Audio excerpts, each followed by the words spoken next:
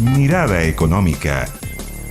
Hola, hola, ¿cómo les va? Mirada Económica en el aire, en una semana en que ha habido mucha discusión de economía, informe de política monetaria, tuvimos el famoso IPOM, tuvimos tasa de política monetaria, decisiones del Banco Central, también la discusión sobre la reforma tributaria, que está álgida como pocas veces. Pero vamos a comenzar primero hablando de inflación. Pese a que la inflación comienza de a poco a declinar, los artículos de aseo y limpieza no han detenido su alza de precios. Hay productos que se han incrementado, escuche bien, sobre el 40%. Por lo mismo, las alternativas más baratas ganan terreno. ¿Cómo ahorrar en estos utensilios para el hogar? Ponga atención. Los detergentes, la balosa, ¿cómo lo ha visto? ¡Caro! Se han mantenido caritos. Son muy caros. Todo sale caro ahora. Frases que no se han parado de repetir en el último tiempo. Y es que a pesar de que la inflación ha comenzado a ceder, los productos de limpieza no detienen su escalada. Demasiado. Porque ¿quién no sube? Todo sube. La loza y el detergente son las dos más caritas. Tan caro y no se ve mucho la economía. Que nos rinde la plata con todo lo que estamos comprando. Según datos del Instituto Nacional de Estadísticas, en los últimos 12 meses, los artículos de aseo han tenido un incremento de 2 dígitos. Los insecticidas, por ejemplo, han aumentado un 43% su precio. Un lavalosas y un limpiador rozan el 30% de alza, mientras que el detergente subió 17%. Pero, ¿cuáles son las razones? Lavalosas, o detergentes, o limpiadores en general, que tienen como común denominador el petróleo. Efectivamente, el petróleo, si bien es cierto, ha bajado a niveles parecidos a los que había antes del inicio de la guerra, sigue estando efectivamente más alto de lo que lo tuvimos durante el año 2020. Comprar artículos de limpieza se ha vuelto un dolor de cabeza para los chilenos, pero acá en 24 horas nosotros les mostramos las mejores alternativas a bajo costo. Realmente puedo decir que mucho más económico. ¿Cuánto más barato podemos llegar a comprar? Un detergente, por ejemplo, hasta el 50%. Prometen ahorro y calidad. Diversas marcas alternativas a las tradicionales aseguran que han ganado terreno en el último año. Existe una diferencia, y en términos de económicos, pero en términos de calidad, no hay nada que envidiarle, digamos, las marcas de primera categoría. Con esa convicción, Ricardo nos señala que hoy están a la altura de la competencia, con productos hechos por ellos mismos. Nos cuenta que desde que se inició la pandemia, los consumidores cambiaron sus hábitos y se abrieron a nuevas marcas y tendencias. De hecho, en el último tiempo, la venta a granel es uno de los fuertes de esta empresa, una modalidad que asegura es más conveniente para el bolsillo, ya que el bidón de 20 litros tiene un costo cercano a los 13.000 pesos.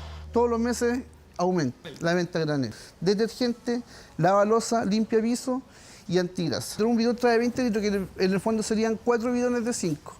Y va a depender del producto, que se puede llegar a ahorrar casi el valor de un producto. No, sí, es súper conveniente. Búsqueda por opciones más baratas, en las que otras marcas alternativas también aumentaron sus ventas. Acá, por ejemplo, ofrecen detergente, lavalosa, antigrasas y todo para los hogares, con valores que incluso son menores a los 1.000 pesos si se compra por mayor. Un cliente me estaba comentando que con el precio que compra la balosa, por ejemplo, de marca, no solamente paga como 2 veces el valor y no rinde como los productos que tenemos acá. Es tanta la búsqueda de ahorro que nos asegura que llegan de distintos puntos del país a comprar. A algunos que despachamos, pero a algunos que vienen de afuera, que vienen acá a comprar de regiones.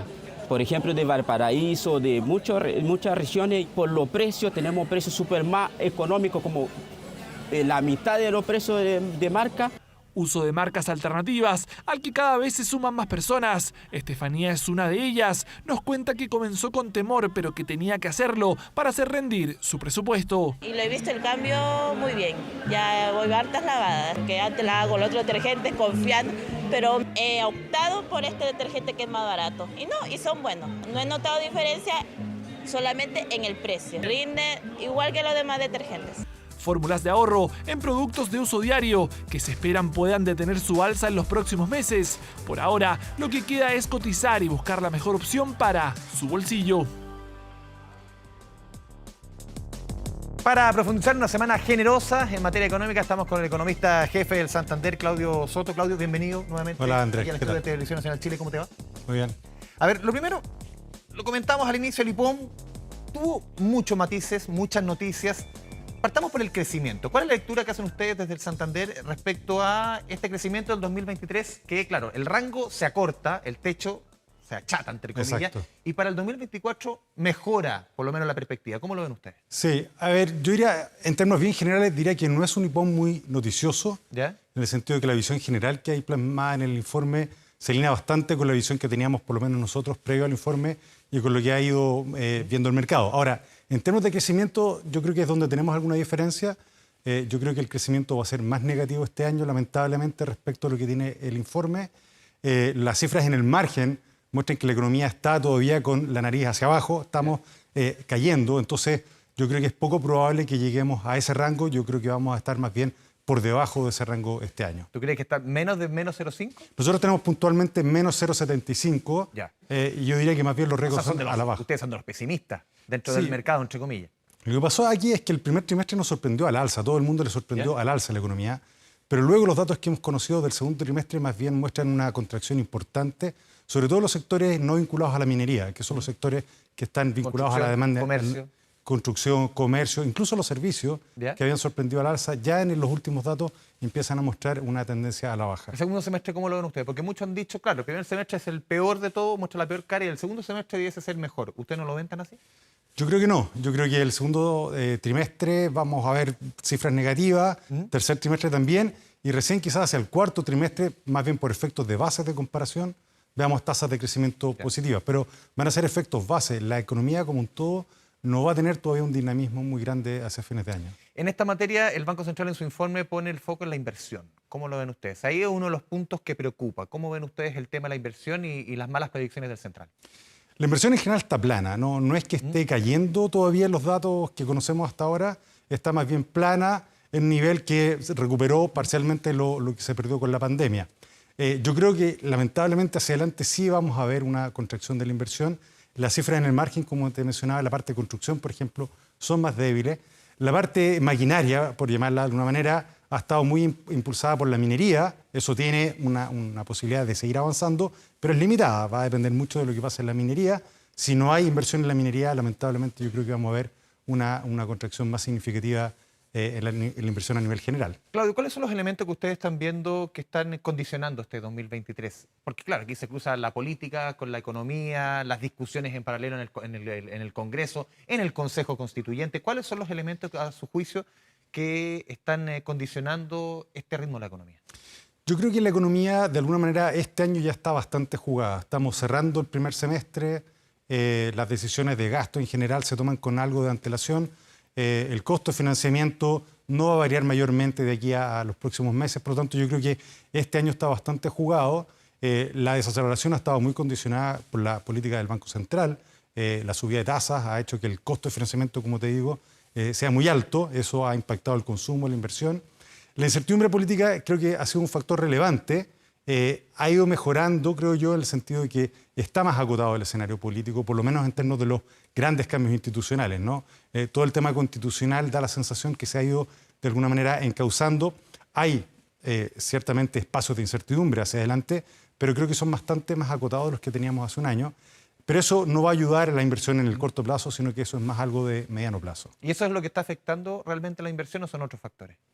Bueno, la inversión viene afectada hace algún tiempo por el costo de financiamiento en esta fase del ciclo, pero además por el hecho de que la productividad en el país es muy baja, está estancada hace un buen tiempo. Ya lo mencionaba la Comisión Nacional de Productividad, el propio gobierno lo ha reconocido, está tratando de impulsar medidas justamente para elevar la productividad, pero en la medida que la productividad no crezca, la rentabilidad de la inversión no es atractiva, no es lo suficientemente atractiva y eso de alguna manera va a incidir de aquí en adelante. Claudio, otro elemento central en el IPOM fue la inflación.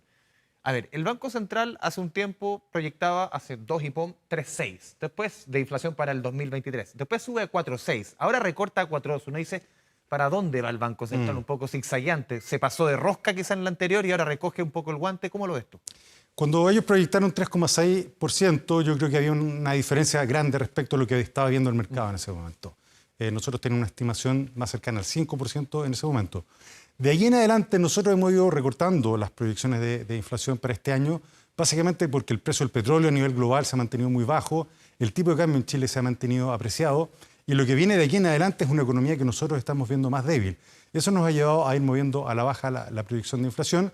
El Banco Central creo yo que se ha sorprendido con algunos registros a comienzo de año. Eso fue lo que los llevó a ellos a revisar al alza en su momento desde 3,6 hasta arriba.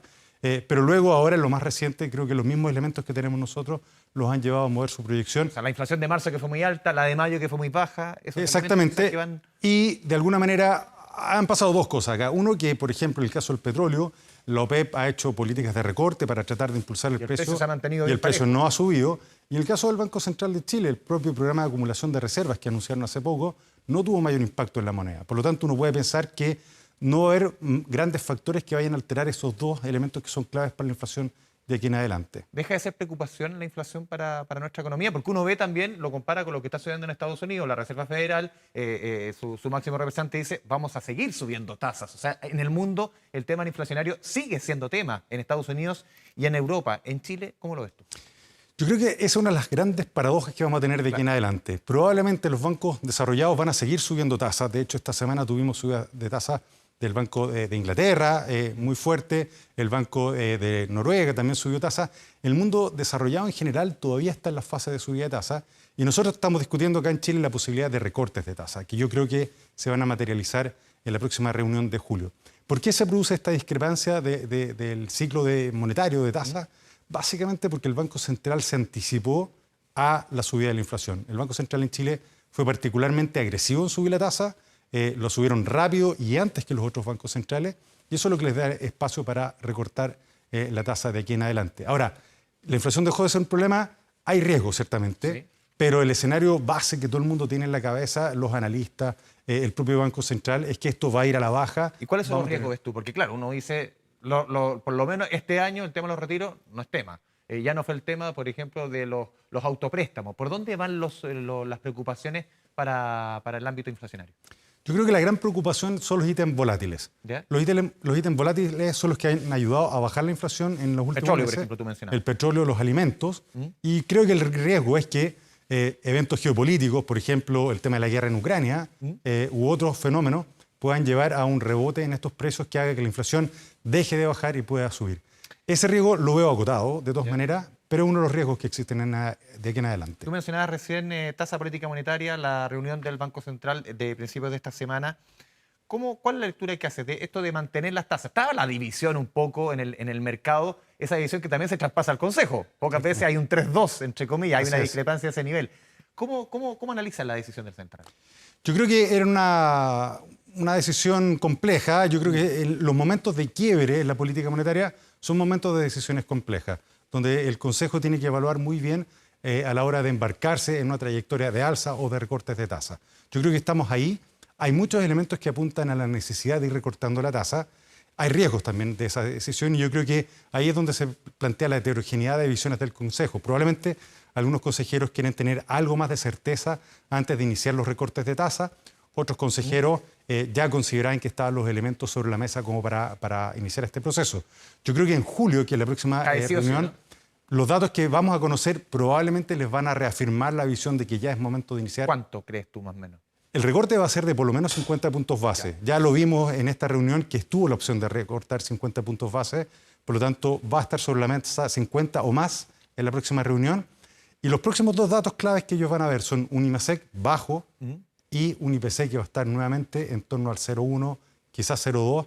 Pero esos son los rangos donde se va a mover el IPC y eso va a dar bastante tranquilidad para bajar la tasa ya en julio. Sí, antes de ir a la pausa, Claudio, ¿hay riesgo de sobrecautela del Banco Central? Muchos han dicho, claro, que se sobregire en bajar la tasa, entre comillas, que esto termine, esa cautela por esperar la baja de tasas termina por apretar más la economía. ¿Tú crees que está ese peligro? Bueno, el tema es el siguiente. Las tasas de interés real, cuando uno descuenta la inflación y sobre todo la inflación proyectada, que son las tasas de interés ex ante que uno llama, están en niveles muy, muy altos. Y esas son las tasas que son fundamentales para las decisiones de gasto, tanto de inversión como de consumo. Por lo tanto, las tasas de interés real, que ya eran altas el año pasado, este año, paradójicamente, han subido aún más y está el riesgo de que conforme la inflación vaya bajando y si la tasa nominal no se mueve, las tasas reales suben aún más. Eso en un contexto de una economía que ya está cayendo, creo que plantea un riesgo importante y por eso la premura que va a tener el Consejo de bajar las tasas luego. Claudio, vamos a ir a la pausa aquí en Mirada Económica. Mirada Económica. Volvemos a Mirada Económica a través de la pantalla de Canal 24 Horas. Estamos conversando con el economista jefe del Banco Santander, Claudio Soto. Claudio, hablemos de reforma tributaria, que esta semana ha estado la discusión especialmente áspera. ¿Cómo ves tú las últimas declaraciones del ministro Marcel? Uno dice por dónde quizás va la lectura. Un ministro Marcel que cruza esta discusión con la PGU y el eventual no financiamiento. Ahí está la discusión para el 2022 y el 2023. Esto también se cruza con la posición de los empresarios que ahora dicen, después de reunirse con la autoridad, no, nosotros no estamos a favor de una reforma tributaria. ¿Cómo ves tú el futuro de este pacto fiscal más que reforma tributaria como le nombra hoy día el gobierno? Sí, bueno, el gobierno ha empezado a hablar, ¿no es cierto?, de un pacto fiscal que aborde no solamente el tema de las tasas impositivas, sino que hable de manera mucho más global el tema de la recaudación, de los recursos que llegan al Estado, pero también de la manera como se gasta. Yo creo que parte de la discusión también ha sido cómo eficientar el gasto. Yo creo que ese es un avance importante que esté con fuerza planteado sobre la mesa. Ahora, ciertamente la posibilidad de avanzar va a depender mucho de los votos en el Congreso. Claro. Sabemos que el gobierno no tiene la mayoría en el Congreso. Por de pronto, si quieren ingresar en el Senado con una nueva propuesta, se requieren 2/3, dado que se rechazó en marzo la idea de legislar, ¿no?, en la Cámara de Diputados. Entonces, uno es la posibilidad de que se puedan ingresar ahora con estos 2/3, que se hace bastante complicado, creo yo. Y si no, va a haber que esperar hasta marzo para entrar con un programa más comprensivo, si uno quiere, de reforma. Creo yo que en el corto plazo, efectivamente, el gobierno tiene ciertas posibilidades de recursos, ayuda el litio, el hecho de que el litio haya contribuido bastante a los recursos del año pasado y que este año todavía los precios sigan arriba. ¿De corto plazo? Eso es de corto plazo, ciertamente. Nosotros estamos viendo que este año el déficit va a ser del orden de 2,5%, que es un déficit relativamente acotado, si uno lo compara con los déficits que teníamos. Después de este año que fue superávit. El año pasado fue superávit. Desde mucho tiempo que no lo logramos. Durante la pandemia tuvimos déficit del orden de 8%, sí, se entiende en el contexto de la pandemia. Muy especial, con un gasto fiscal brutal. Claro, el año pasado hubo un superávit, este año volveremos a tener un déficit del orden de 2,5%, con lo cual la deuda no va a subir mucho. La gran pregunta es a mediano plazo, ¿no? O sea, esa es como la gran pregunta, y ahí hay dos criterios fundamentales, creo yo. Uno, que si vamos a embarcarnos en más gasto, esos gastos tienen que tener un financiamiento detrás. Eso ha sido la política permanente, ¿no? O sea, no basta con apretar el cinturón del Estado, que ahí está la discusión un poco. Cuando hay gastos permanentes, esos van a estar el próximo año, los años subsiguientes, los próximos 10 años, entonces se requieren recursos que sean de largo plazo. Ese es como el primer criterio. La regla fiscal que tenemos en Chile se basa justamente en eso, que gastos permanentes tienen que tener financiamientos permanentes. Yo creo que eso hace una política muy sana, muy reconocida afuera también, y eso es lo que ha dado estabilidad en las finanzas públicas en términos generales. Y lo otro creo que es importante es, de alguna manera, tratar de cerrar las discusiones tributarias. Hemos tenido discusiones tributarias casi todos los años durante los últimos gobiernos. Yo creo que es importante tratar de cerrar. Por eso se habla de un pacto fiscal, que sea más a largo plazo. Pero uno ve ahora que la coyuntura, por eso yo te partía la pregunta diciendo, el gobierno, con ese equilibrio que es tan precario, con esos votos que se ven tan esquivos, porque ni siquiera sus votos le alcanzan, esta discusión de la PGU que no está financiada, uno dice, ¿por qué se entra en esa discusión cuando ya el clima estaba difícil? Uno dice, ¿qué lectura hay también ahí? Sí, mira, aquí yo creo que todos los actores van a tener que, ojalá, levantar la vista, mirar en el horizonte a largo plazo, mediano plazo, y, como te digo, tratar de tener estos dos criterios que te menciono que son fundamentales: tener los recursos para financiar gastos que probablemente van a ir surgiendo en el camino; dos, tener, ojalá, un sistema tributario estable en el tiempo; y tres, creo que también es importante preservar ciertos incentivos, ¿no? Una de las cosas que ha ocurrido en el país es que el ahorro, por ejemplo, ha caído mucho, no solo por el tema de los retiros, sino que en general vemos una trayectoria a la baja en el ahorro. Es importante tratar de reforzar el ahorro para poder justamente financiar la inversión. Y por lo tanto, los incentivos tributarios tienen que diseñarse pensando en cómo uno puede generar más ahorro, más inversión y más crecimiento hacia adelante. ¿Echas de menos una mirada a largo plazo en la discusión política en esta materia? En general, yo diría que el mundo político se ha puesto muy cortoplacista. Hay discusiones importantes como la discusión del crecimiento, que recién se empieza a retomar. El mundo político creo que olvidó bastante el concepto de crecimiento, la importancia del crecimiento. Estamos retomando eso. Pero ese tipo de discusiones creo que hay que empujarlas con mucha más fuerza. Y en materia de pensiones, ¿cómo ves que se van poniendo los temas arriba de la mesa? Uno ve por lo menos en la discusión de que el tema de las cuentas nacionales ya definitivamente va quedando de lado por lo menos para alcanzar un acuerdo. El rol del Estado se va viendo quizás en el papel un poquito más acotado de lo que había en el proyecto original. ¿Cómo ves tú el tema de pensiones? Que también se ven las aguas bastante separadas. Yo creo que a nivel técnico hay bastante consenso en un par de ideas que debiesen estar en una reforma de pensiones. Uno, la necesidad de incrementar la contribución. Claro. El 10% definitivamente es muy... El tema, ¿dónde va ese aumento de contribución y quién lo administra? Sí, ahí quizás hay algunas discrepancias, pero yo creo que incluso a nivel técnico hay bastante consenso que una parte importante debiese ir a capitalización, pero también hay alguna fracción de esa contribución extra que podría ir a algún componente más solidario para tratar de apuntalar las pensiones hoy día y también tratar de generar algún tipo de redistribución a través de pensiones. Yo creo que hay consenso a nivel técnico, hay algunos parámetros que uno puede jugar, pero yo creo que hay bastante consenso.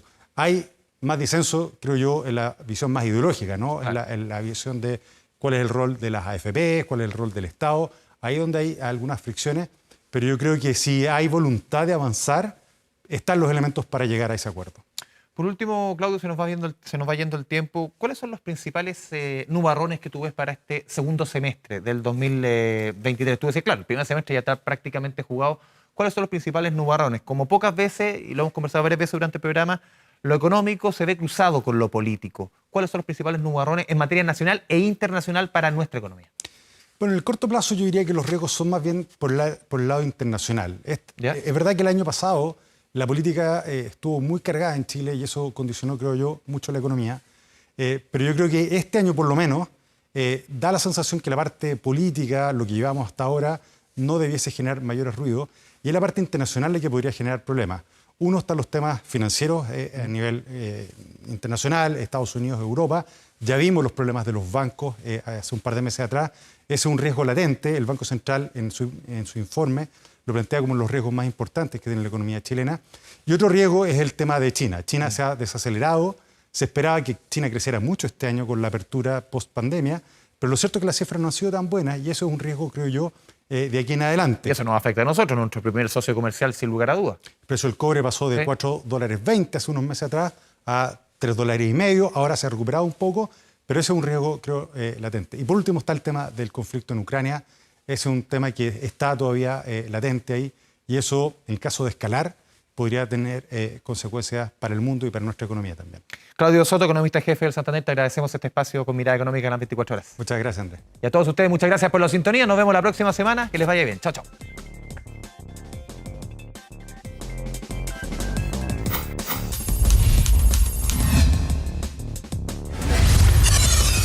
Mirada Económica.